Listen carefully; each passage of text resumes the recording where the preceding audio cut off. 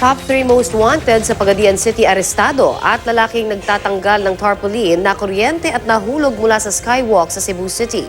Yan at iba pa sa mainit na balitang probinsya.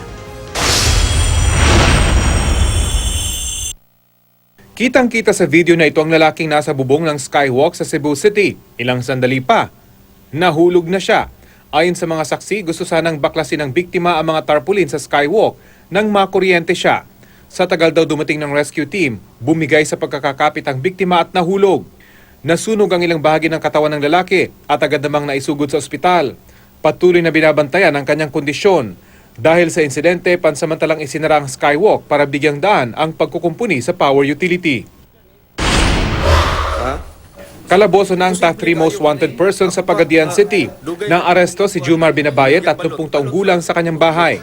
Nahaharap sa patong-patong na kaso si Binabaye, kabilang na ang 3 kaso ng murder, frustrated at attempted murder.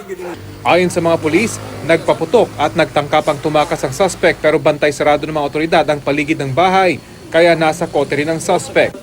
Depensa niya, hindi raw niya alam ang mga kasong isinampa laban sa kanya.